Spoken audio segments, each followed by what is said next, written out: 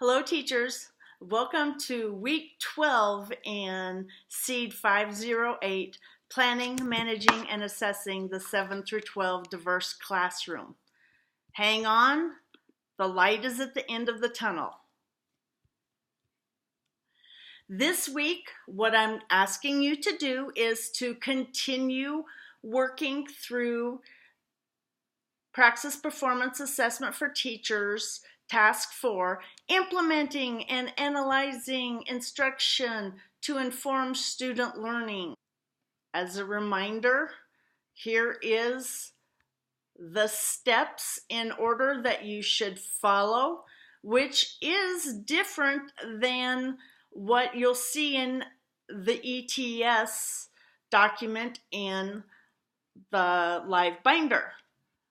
The reason has to do with the focus students.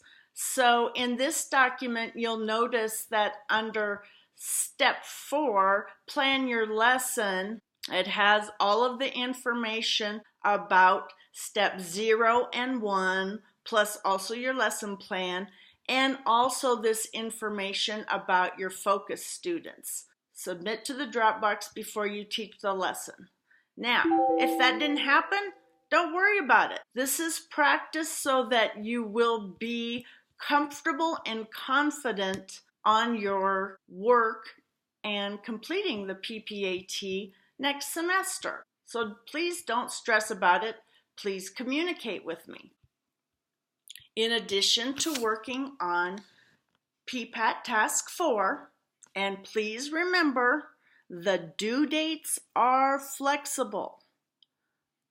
We're in totally different areas when it comes to our placement for 695.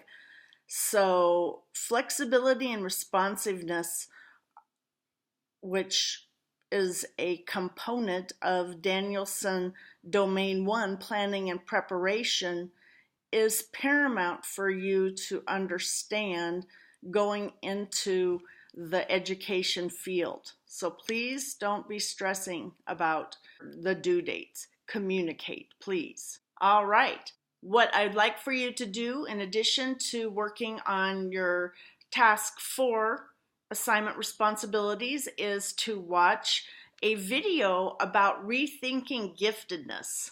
Number one, I think one of the issues in education is the fact that we label students.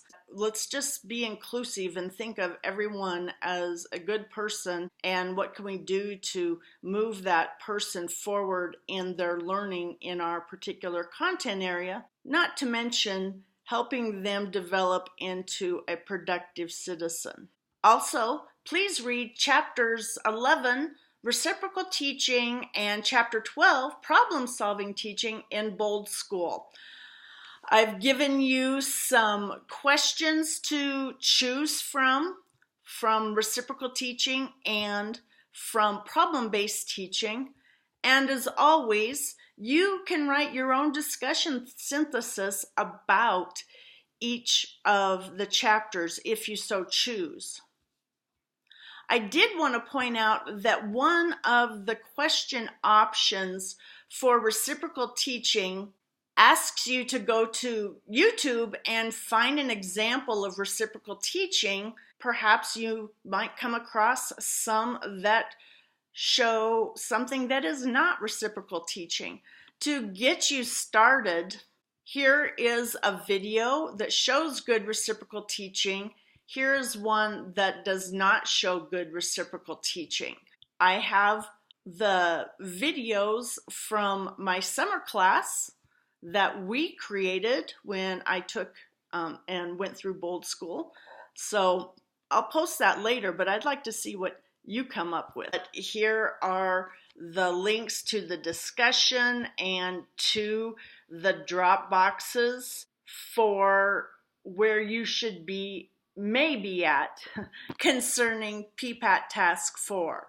You're at different spots. I'm just going to continue to put these here in addition to having them under the assessments so that you can submit your information.